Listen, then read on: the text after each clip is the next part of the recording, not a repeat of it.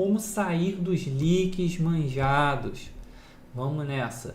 Ó, para começo de conversa, o que é o raio do lick? Então você precisa entender o que é um lick, né? O lick é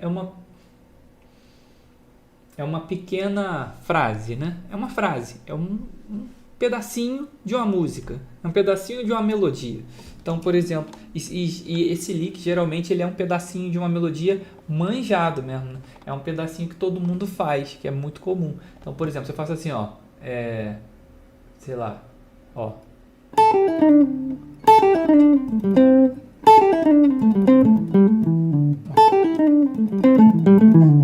Né? Alguma coisa do tipo. Coisas, né? É um lick, né? Que é uma pequena frasezinha que acontece o tempo todo. E assim, o lick, ele é muito legal, né? E, ele não é uma coisa ruim, entende? Ele é uma coisa muito boa. Por quê? Porque ele te dá ideias para você solar. Ele já vem com uma ideia musical, assim, já funciona legal. Só que aí tem um problema de você ficar só repetindo licks, né? Tipo, não consigo criar, assim. Você sente que você fica limitado porque você acaba só acessando as mesmas ideias, provavelmente. É isso que passa na sua cabeça. Isso, nesse sentido, acaba sendo um problema porque a sua criatividade não flui, né? Você fica só repetindo lick. Então percebe, gente, que tudo tem o lado bom e o lado ruim, né? Como tudo na vida. E uma coisa que pode te dar várias ideias, e são ideias que já soam musical, que são legais, se você não entende os outros fundamentos da improvisação, eles acabam te limitando a sua criatividade mesmo, tá? E hoje eu vou falar sobre 4? Agora eu fiquei confuso, peraí. 4 treinos que você pode fazer, né? 4 técnicas que você pode utilizar para sair dos seus licks manjados, aquelas frases que você acaba sempre repetindo, né? E eu vou, obviamente, pegar uma música como exemplo.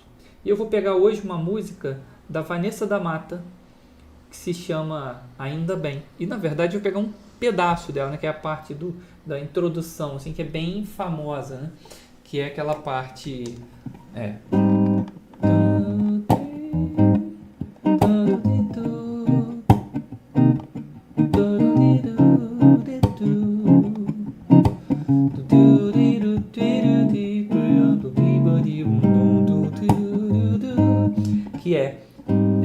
que você está em Lá bemol, você vai fazer o primeiro grau, né? Depois vai fazer o terceiro grau, vai fazer o quarto grau, e aí a harmonia, que também é manjada, porque a harmonia também é um negócio que se repete o tempo todo, que é esse cara aqui, que é o plagal menor, ou quarto grau menor, né? Você vai fazer a subdominante menor.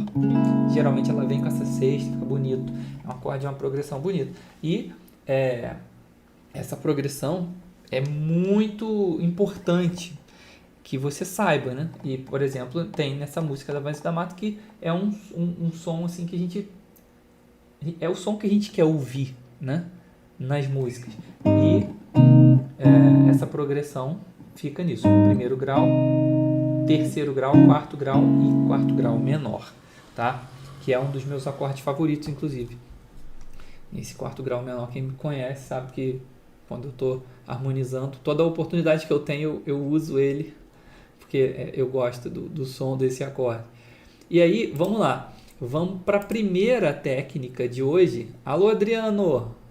Boa noite, boa noite, boa noite. Vamos nessa. Hoje a gente vai falar de coisas interessantes aqui. 4 técnicas muito legais para criatividade. Então vamos lá, vamos para a primeira. E a primeira técnica para você fugir, para você sair dos seus licks manjados, aquelas frases que você acaba sempre repetindo, é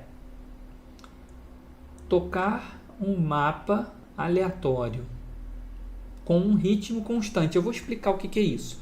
Vamos lá. O que é você tocar o mapa aleatório com ritmo constante? Bom, o mapa é um termo especificamente do método DNA da improvisação. Os alunos do DNA da improvisação, assim como o Adriano que está assistindo aqui agora, sabem o que são os mapas, né? Então, vamos lá. Tem o DNA da improvisação, ele foi construído a parte da linguagem, né? O fundamento da linguagem foi construído a partir de matrizes, que são como se fossem leaks, só que é um leak, né? Por exemplo, você pega essa matriz aqui,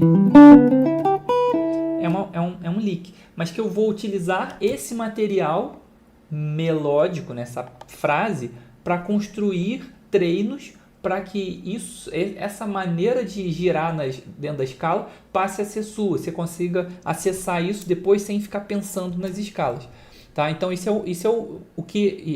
aqui é a matriz, e o mapa é exatamente já uma planta baixa dessa matriz em cada região. Então, por exemplo, para essa região de Dó aqui eu tenho,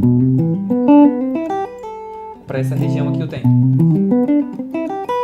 para essa região aqui eu tenho, para essa região aqui eu tenho, para essa região aqui eu tenho. Que não vem ao caso hoje falar especificamente de todos os mapas, mas eu vou te dar um mapa aqui, que é desse acorde aqui, para essa primeira região. Não vou te dar esse aqui não, mentira, vou aplicar na música, né? A gente vai usar na música. E a música está em Lá bemol, então vai ser esse aqui, esse acorde, tá? Deixa eu ver aqui como é que tá. Mais para baixo, isso. Ó, então vai ser esse acorde, né? E nesse acorde o mapa vai ser esse aqui, ó.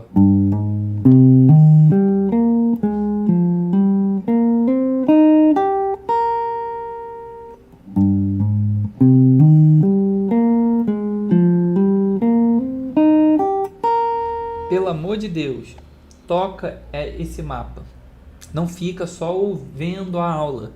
Quer aproveitar essa aula, pega a guitarra e toca esse mapa. Para, depois isso, volta. Quando ao vivo não dá, mas depois assiste a gravação de novo, diminui a velocidade, tira esse mapa, tá? Primeira coisa, você tem que tocar. Se você não tocar, só ficar acumulando conhecimento, você nunca vai improvisar, porque improvisação não se aprende conversando sobre improvisação. E é uma coisa muito boa, né? Ajuda bastante, mas não pode se resumir a isso, né? Quando a gente para conversar sobre improvisação, ontem mesmo eu recebi 2 amigos meus aqui em casa, o Diogo Rebel, que é um professor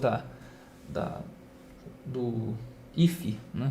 Do Instituto Federal Fluminense, e a gente estava conversando sobre o DNA, porque a pesquisa sobre o DNA não para nunca, né? E estava pesquisando sobre o fundamento internalizar harmonia, e ficamos aqui conversando um tempão, e agora eu já até esqueci porque eu estava falando isso, em suma, mas a gente estava falando da frase, sim, lembrei, a gente estava conversando aqui, e esse momento de conversar, de trocar ideia, de aprender, de falar sobre música, né, é muito importante. A gente aprendeu bastante aqui, mas isso não é o suficiente. Se eu resumir o meu treino, o meu estudo, né, vamos dizer assim, que nem treino o meu estudo, a conversar sobre música, eu vou ficar muito bom, eu posso fazer um doutorado e escrever um livro, mas não vai sair música. Para sair música precisa estar no campo, né? E inclusive um outro amigo meu veio aqui ontem, o Magno Souza, que inclusive eu peguei a música aqui também de propósito da Vanessa da Mata, que ela veio ontem aqui em Friburgo, teve um show dela, eu fui assistir o show da Vanessa, e que o Magno estava tocando, né? O Magno é baixista da Vanessa, e a gente trocou muita ideia aqui sobre improvisação, e assim, a gente sempre chega à conclusão de que se você não internalizar, não rola, não adianta. Então, pega o seu instrumento e toca isso aqui.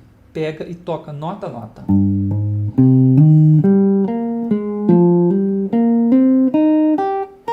Tem que tocar, tá? Tem que fazer, senão você não vai sair música, tá? Então, primeira coisa é tocar. E aí o que acontece? Se você reparar, essa frase ela tem a ideia da matriz, percebe? Ó, o mapa tem a maneira de girar nas notas, de fazer o contorno melódico da matriz. Não só da matriz 1, mas da 1.2, que é muito importante, que é conhecida como apogiatura dupla também. Você tem uma nota para chegar, você faz... Acontece isso o tempo todo. E por que você... E aí, vamos lá. Então, é um mapa aleatório com ritmo constante. Você vai pegar o mapa e você vai tocar as notas dele aleatórias, ó. Inclusive pode tocar até algumas notas que não tem no mapa, mas que são vizinhas, por exemplo.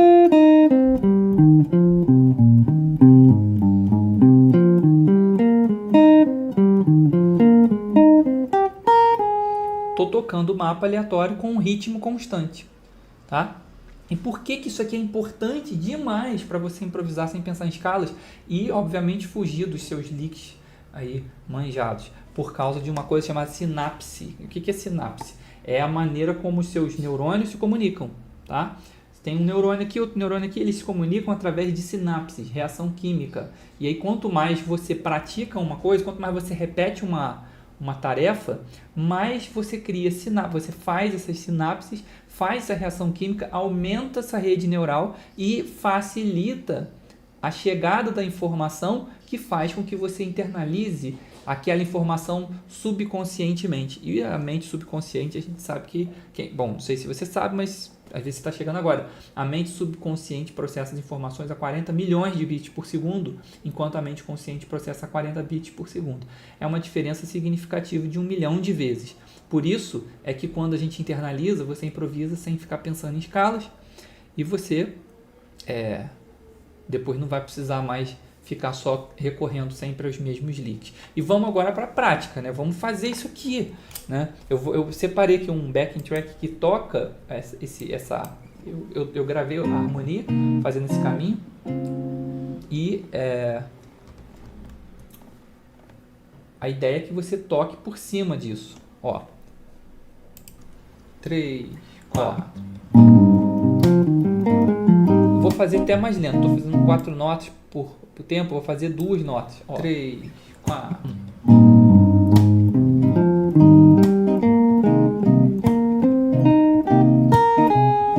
Parei. Por quê? O que funcionar para esse acorde vai funcionar para o terceiro grau muito bem, sem muita dificuldade, tá? Então já fica aqui essa dica. Se você toca o terceiro grau, quer tocar sobre o terceiro grau, e você já sabe tocar sobre o primeiro, quase que dá no mesmo, tá? Tem que fazer alguns ajustes, tem que ter o som do terceiro grau na cabeça, mas você pode continuar tocando sobre o primeiro grau.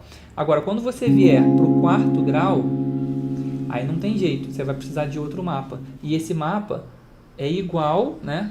Só que ele muda a digitação, mas a ideia é a mesma. Eu vou visualizar esse acorde e o mapa vai ficar assim, ó.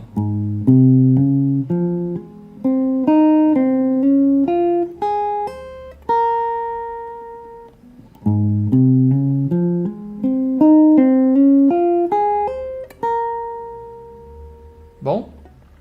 E depois vem o acorde menor sexta, né? E esse acorde menor sexta, eu vou te dar esse mapa aqui, ó.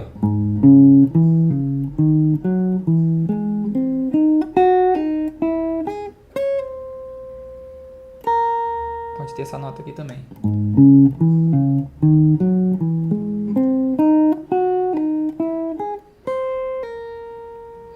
E agora eu vou ficar passeando por esses acordes. Então coloca a harmonia na cabeça. Lá, Dó sustenido vai ser tudo Lá para mim. O Ré maior muda o mapa e Ré menor muda o mapa. E eu vou tocando aleatório. Agora eu vou tocar por cima da progressão toda. 3, 4. Ó.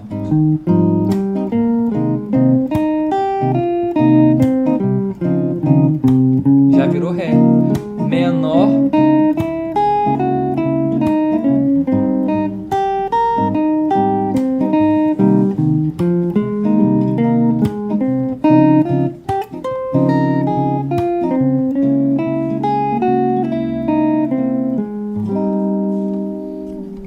aqui é você tocar o mapa aleatório com ritmo constante, percebe?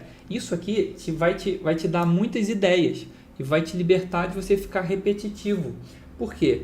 Porque você está combinando, você tem ali a sua referência, seu mapa, e você está criando combinações aleatórias. Quanto mais você faz isso, pensa só, se você nunca fez essa possibilidade aqui de combinar essas notas aqui, por exemplo, isso, e você começa a explorar essas outras combinações, você vai começar a criar essas novas sinapses. É um novo estímulo mental, um novo estímulo cerebral que vai depois criando esses novos caminhos neurais para você acessar isso depois na hora do seu improviso.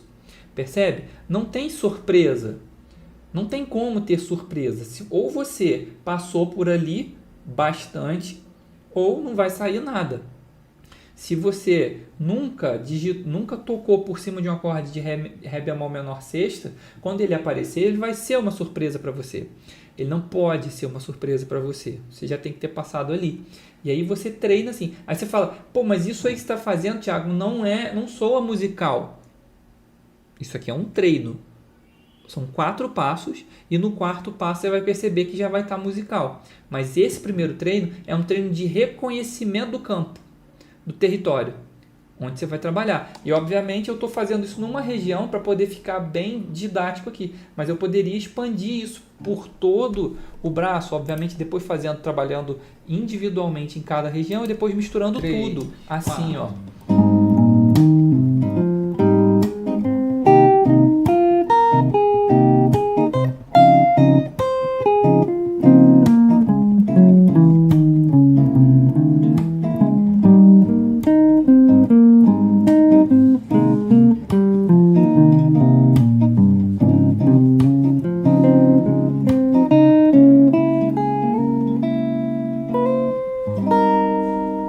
Percebe?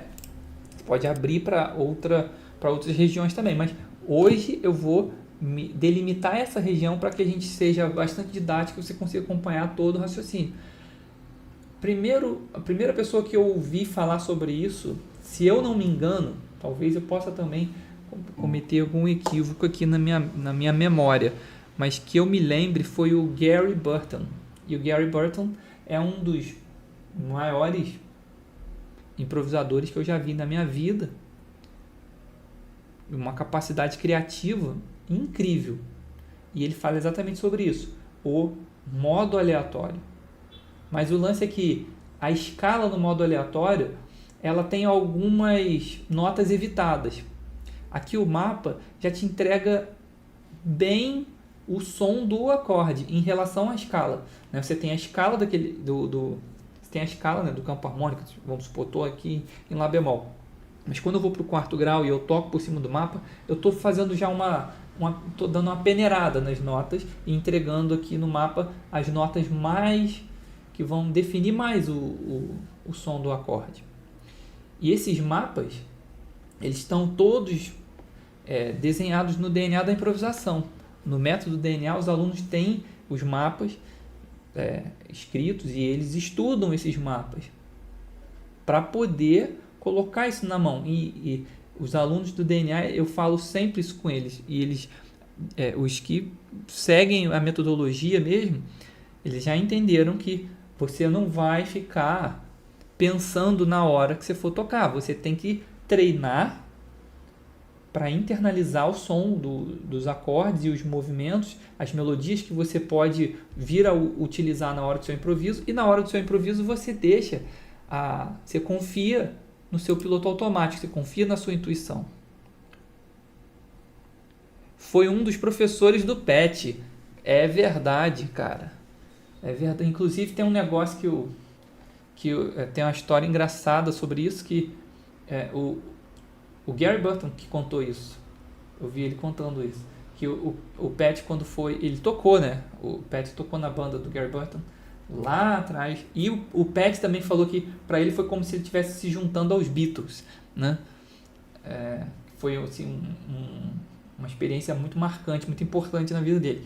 E ele falou também que o Pat, né? Falando que tinha momentos dele ficar meio constrangido de tocar na frente do Gary Burton. Que coisa, né? O que é referência, né? O que é o seu referencial? O Pat, que é um monstro, naquela época se sentia ainda, caramba, vou tocar perto desse cara. E isso também o Gary Burton falou que aconteceu com ele também.